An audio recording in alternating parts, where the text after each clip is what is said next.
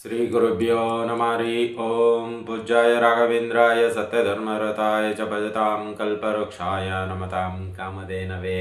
ಸಮಸ್ತ ಶ್ರೀ ಸರಳ ಪರಿಹಾರ ಜ್ಯೋತಿಷಾಲಯ ಸದಸ್ಯರೆಲ್ಲರಿಗೂ ಈ ನಿಮ್ಮ ರಾಘವೇಂದ್ರ ಹೆಲ್ತ್ ಗುರುಜಿ ಮಾಡುವ ನಮಸ್ಕಾರಗಳು.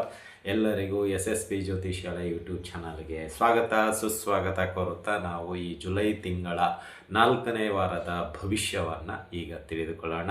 ಇದೇ ಜುಲೈ 20ರಿಂದ 26ನೇ ತಾರೀಕುವರೆಗೂ ಮೇಷರಾಶಿಯಿಂದ ಮೀನರಾಶಿಯವರೆಗೂ ಯಾವೆಲ್ಲ ಅನುಕೂಲತೆ ಅನಾನುಕೂಲತೆ ಹಾಗೂ ಪರಿಹಾರಗಳು ಯಾವ ರೀತಿಯಲ್ಲಿರುತ್ತೆ ಅದನ್ನು ತಿಳಿದುಕೊಳ್ಳೋಣ. ಅದಕ್ಕೂ ಮುಂಚಿತವಾಗಿ ಈ ಒಂದು ವಾರ ವಿಶೇಷತೆ ಏನು ಹಾಗೂ ಗ್ರಹಗಳ ಸಂಚಾರ ಯಾವ ರೀತಿಯಲ್ಲಿರುತ್ತೆ ಅದನ್ನು ತಿಳಿದುಕೊಳ್ಳೋಣ. ಇನ್ನೂ ನಮ್ಮ ಚಾನಲ್ಗೆ ನೀವು ಸಬ್ಸ್ಕ್ರೈಬ್ ಆಗಿಲ್ಲ ಅಂದರೆ ದಯವಿಟ್ಟು ಸಬ್ಸ್ಕ್ರೈಬ್ ಆಗಿ ಅಂತ ತಿಳಿಸುತ್ತಾ ಬನ್ನಿ ಹಾಗಾದರೆ ಈ ವಾರದ ಒಂದಿಷ್ಟು ಗ್ರಹಗಳ ಸಂಚಾರ ಮತ್ತು ಪ್ರಮುಖವಾದ ದಿನಗಳು ಏನಾದರೂ ಇದೆ ನಾನು ನೋಡೋಣ. ಇಲ್ಲಿ ಜುಲೈ 20ನೇ ತಾರೀಕು ಸೋಮವಾರ ಗ್ರಹಗಳ ಸ್ಥಿತಿ ನೋಡೋದಾದರೆ ಶನಿ ಮೀನರಾಶಿಯಲ್ಲಿದ್ದಾರೆ, ರಾಹು ಕುಂಭ ರಾಶಿಯಲ್ಲಿದ್ದಾರೆ, ಕುಜ ನಿಮಗೆ ವೃಷಭ ರಾಶಿಯಲ್ಲಿದ್ದಾರೆ, ಬುಧ ಮಿಥುನ ರಾಶಿಯಲ್ಲಿದ್ದಾರೆ, ಗುರು ಮತ್ತು ರವಿ ಕರ್ಕಾಟಕ ರಾಶಿಯಲ್ಲಿದ್ದಾರೆ, ಕೇತು ಮತ್ತು ಶುಕ್ರ ಸಿಂಹ ರಾಶಿಯಲ್ಲಿದ್ದಾರೆ, ಚಂದ್ರ ಕನ್ಯಾ ರಾಶಿಯಲ್ಲಿದ್ದಾರೆ. ಈ ರೀತಿಯ ಗ್ರಹ ಸಂಚಾರಗಳು ಇದೆ. ಅದೇ ರೀತಿಯಾಗಿ ನಿಮಗೆ ಈ ಒಂದು ವಾರದ ಇದು ನೋಡೋದಾದರೆ ಅಂದರೆ ಏನೆಲ್ಲ ಪ್ರಮುಖ ದಿನಗಳು ಅಂತ ನೋಡೋದಾದರೆ ಇಲ್ಲಿ ಆಷಾಢ ಶುಕ್ರವಾರ ಒಂದು ಪ್ರಮುಖವಾಗಿರತಕ್ಕಂಥದ್ದು. ಅದೇ ರೀತಿಯಾಗಿ 25ನೇ ತಾರೀಕು ಬರ್ತಕ್ಕಂತಹದ್ದು ದೇವಶಯನಿ ಏಕಾದಶಿ, ಅಂದರೆ ವಿಷ್ಣು ಪರಮಾತ್ಮ ಮಲಗಿಕೊಳ್ಳುವಂತಹ ಒಂದಿಷ್ಟು ದಿನ ಪ್ರಾರಂಭ. ಅಂದರೆ ಇನ್ನು 4 ತಿಂಗಳು ಅವರು ಮಲಗಿಕೊಂಡಿರ್ತಾರೆ, ವಿಶ್ರಾಮ ರೀತಿಯಲ್ಲಿ ಇರ್ತಾರೆ ವಿಷ್ಣು ಪರಮಾತ್ಮ. ದೇವಶಯನಿ ಅಂದರೆ ಶಯನಿ ಅಂದರೆ ಮಲ್ಕೊಳ್ಳೋದು, ದೇವ ಅಂದರೆ ದೇವರು ಅಷ್ಟೇ. ಶಯನಿ ಅಂದರೆ ಸಂಸ್ಕೃತದ ಪದ, ಅದು ಮಲಗಿಕೊಳ್ಳುವುದಂತ. ಸೊ ದೇವ ಅಂದರೆ ದೇವರು, ಬ್ರಹ್ಮ ವಿಷ್ಣು, ಇವರು ಅಂದರೆ ವಿಷ್ಣು ಇಲ್ಲಿ ಮಲಗಿಕೊಳ್ಳುವಂತಹ ಒಂದು ಪ್ರತೀತ. ಅಂದರೆ ಈ ಒಂದು ಶುಭ ಸಂದರ್ಭದಲ್ಲಿ ಮದುವೆ, ಉಪನಯನ, ಗೃಹ ಪ್ರವೇಶ ಮುಂತಾದವುಗಳಿಗೆ ಒಳ್ಳೆಯ ದಿನಗಳು ಸಿಗುವುದಿಲ್ಲ ಅಂತಲೇ ಹೇಳ್ಬೋದು. ಇನ್ನು ಅದೇ ರೀತಿಯಾಗಿ ಆಷಾಢ ಶುಕ್ರವಾರ, ಇದು ಮುಂದಿನ ದಿನಗಳಲ್ಲಿ ನಿಮ್ಗೆ ತಿಳಿಸ್ಕೊಡ್ತೀನಿ ಯಾವ ರೀತಿ ಏನು ಎತ್ತ ಅಂತೇಳಿ. ಇನ್ನು ಈ ಒಂದು ದಿನದಲ್ಲಿ ಅಂದರೆ ಈಗ ನಿಮಗೆ ಆಷಾಢ ಶುಕ್ರವಾರ ಒಳ್ಳೆಯ ಒಂದು 2ನೇ ಆಷಾಢ. ಸೊ ಅದರ ಬಗ್ಗೆ ಮುಂದಿನ ದಿನಗಳಲ್ಲಿ ತಿಳಿಸ್ಕೊಡೋಣ. ಈ ವಾರದ ಒಂದಿಷ್ಟು ಪ್ರಮುಖ ವಿಷಯಗಳು ಮತ್ತು ಗ್ರಹಗಳ ಸಂಚಾರ. ಇನ್ಯಾವುದೇ ಗ್ರಹಗಳ ಒಂದಿಷ್ಟು ಬದಲಾವಣೆ ಇಲ್ಲ, ಬಟ್ ಬದಲಾವಣೆ ಮುಂದಿನ ವಾರ ಖಂಡಿತವಾಗಿದೆ. ಶನಿಯ ಹಿಮ್ಮುಖ ಚಲನೆ ಮತ್ತು ಒಂದಿಷ್ಟು ಗ್ರಹಗಳ ಬದಲಾವಣೆ ಇದೆ, ಅದು ಮುಂದಿನ ವಾರದ ಒಂದು ಭವಿಷ್ಯದಲ್ಲೇ ನೋಡೋಣ. ಈಗ 20ನೇ ತಾರೀಕಿನಿಂದ 26ನೇ ತಾರೀಕುವರೆಗೂ ದ್ವಾದಶ ರಾಶಿಗಳ ಭವಿಷ್ಯವನ್ನು ತಿಳಿದುಕೊಳ್ಳೋಣ, ಮೇಷರಾಶಿಯಿಂದ ಮೀನರಾಶಿಯವರೆಗೂ.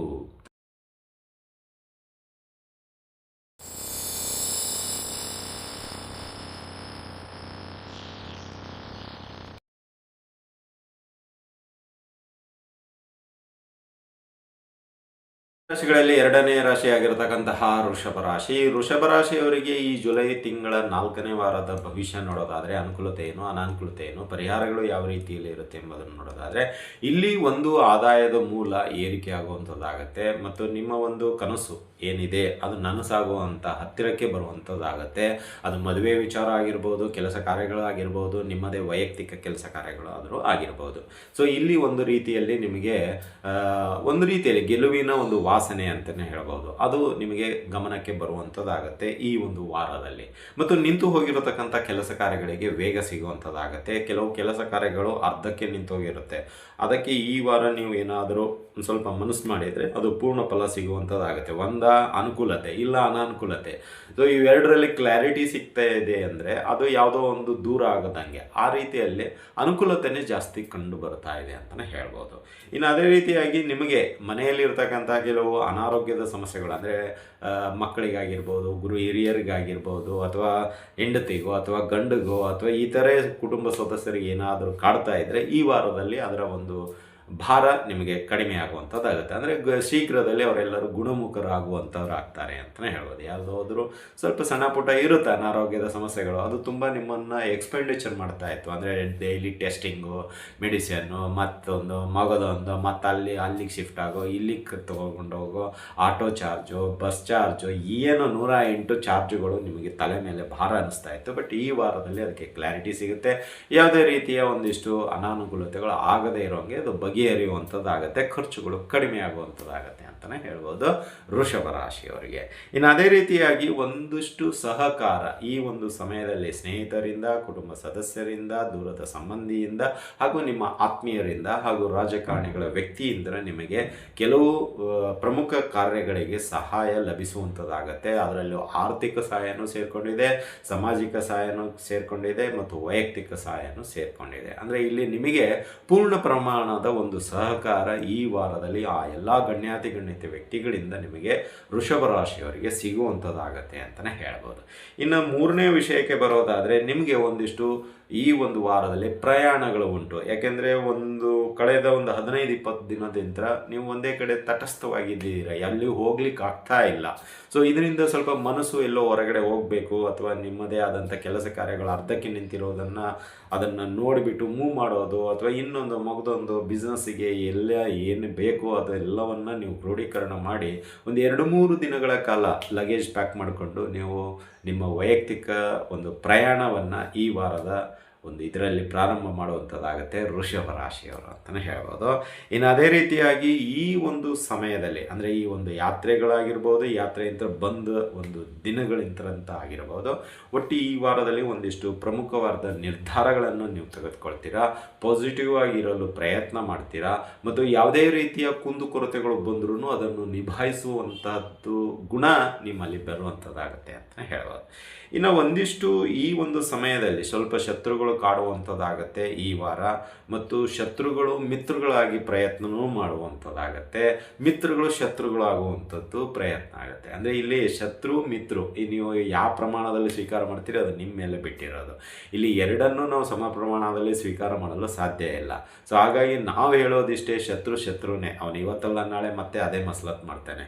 ಇನ್ನು ಶತ್ರು ಆಗಿದ್ದಾನಂದರೆ ಅವ್ನು ನಮ್ಮ ಮೇಲೆ ವಿಶ್ವಾಸ ಇಲ್ಲ ಅಂತ. ಹಾಗಾಗಿ ಅದನ್ನು ಜಸ್ಟ್ ಇಗ್ನೋರ್ ಮಾಡೋದು ಬೆಟ್ರು. ಇದು ಯಾವುದು ಕನ್ಸಿಡರ್ ಮಾಡೋದೇ ಬೇಡ ಅಂತ ನಮ್ಮ ಅಭಿಪ್ರಾಯ. ಯಾಕೆಂದರೆ ಅವರು ಇಬ್ಬರು ನಮ್ಮ ಮೇಲೆ ನಂಬಿಕೆ ಇಲ್ಲದೇ ಇದ್ದರೆ ಹೋಗಿರೋರು. ಹೀಗಾಗಿ ನಾವು ಅವ್ರನ್ನ ಯಾಕೆ ನಂಬಬೇಕು? ನಮ್ಮ ಪಾಲಿಸಿ ಇದು. ಯಾಕೆಂದರೆ ಅವ್ರಿಗೆ ನಮ್ಮ ಮೇಲೆ ನಂಬಿಕೆ ಇಲ್ಲ, ನಾವ್ಯಾಕೆ ಅವ್ರನ್ನ ನಂಬಬೇಕು? ಬೇಕಾಗಿಲ್ಲ.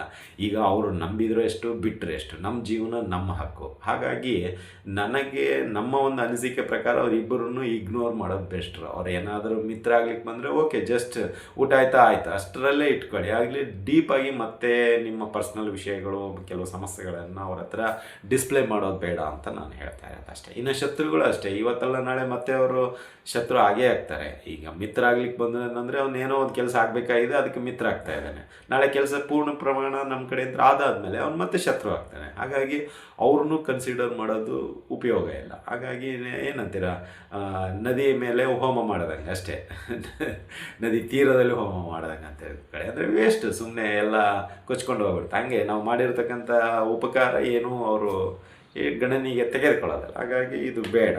ಇನ್ನು ಮೂರನೇ ವಿಷಯಕ್ಕೆ ಬರೋದಾದರೆ, ಮನೆಯಲ್ಲಿ ಸ್ವಲ್ಪ ಸಣ್ಣ ಪುಟ್ಟ ಏನಾದರೂ ವ್ಯತ್ಯಾಸಗಳಾದರೆ ದಯವಿಟ್ಟು ಸಹಕರಿಸಿ, ಅಥವಾ ಸಾರಿ ಕೇಳಿ, ಅಥವಾ ಏನೋ ಒಂದು ಅಚಾತುರ್ಯ ನಡೆದರೆ ಅದನ್ನು ಬೆಳೆಸಲು ಹೋಗಬೇಡಿ ಅಂತ ನಾನು ನಿಮ್ಮಲ್ಲಿ ಅಷ್ಟೇ ಕೇಳೋದು. ಯಾಕಂದರೆ ಈ ಒಂದು ಸಮಯದಲ್ಲಿ ಒಳ್ಳೆ ಇರೋ ಸಮಯ ಕೆಡಿಸ್ಕೋಬೇಡಿ. ಮೈಂಡ್ ಸ್ವಲ್ಪ ಅಪ್ಸೆಟ್ ಆಯಿತು ಅಂದರೆ ಮತ್ತೆಲ್ಲ ಫ್ಲ್ಯಾಶ್ ಬ್ಯಾಕಿಗೆ ಹೊರಟೋಗ್ಬಿಡುತ್ತೆ. ಅದು ಬೇಡ ಅಂತ ನಿಮ್ಮಲ್ಲಿ ಇದು ಮಾಡ್ತಾರೆ. ಇನ್ನು ಅಂದ್ಬಿಟ್ರೆ ಎಲ್ಲವೂ ಅನುಕೂಲಕರದ ವಾತಾವರಣ ಇದೆ ವೃಷಭ ರಾಶಿಯವರಿಗೆ, ಒಳ್ಳೆಯದಾಗಲಿ. ಇನ್ನು ಪರಿಹಾರದ ವಿಷಯಕ್ಕೆ ಬರೋದಾದರೆ, ಈ ವಾರ ಸಾಧ್ಯವಾದಷ್ಟು ಸುಬ್ರಹ್ಮಣ್ಯ ದೇವರನ್ನು ಪ್ರಾರ್ಥನೆ ಮಾಡ್ಕೊಳ್ಳಿ, ದರ್ಶನ ಮಾಡ್ಕೊಳ್ಳಿ, ಸುಬ್ರಹ್ಮಣ್ಯ ಅಷ್ಟಕ ಸ್ತೋತ್ರವನ್ನು ಹೇಳ್ಕೊಳ್ಳಿ. ಅದೇ ರೀತಿಯಾಗಿ ಭಗವಾನ್ ಶ್ರೀ ವಿಷ್ಣುವಿನ ಆರಾಧನೆ, ವಿಷ್ಣು ಸಹಸ್ರನಾಮ ಸ್ತೋತ್ರವನ್ನು ಪಠಣೆ ಮಾಡಿ, ಒಳ್ಳೆಯದಾಗತ್ತೆ.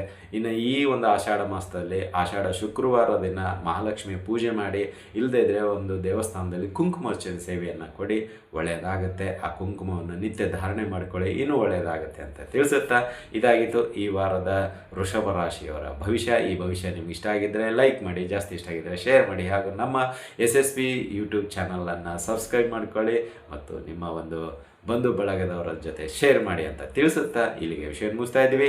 ಮತ್ತೆ ಮುಂದಿನ ರಾಶಿಯೊಂದಿಗೆ ಭೇಟಿಯಾಗೋಣ. ಅಲ್ಲಿವರೆಗೂ ಶುಭಮಸ್ತು, ಶುಭಂ ಭೂಯಾತ್, ಸರ್ವೇ ಜನಃ ಸುಖಿನೋ ಭವಂತು.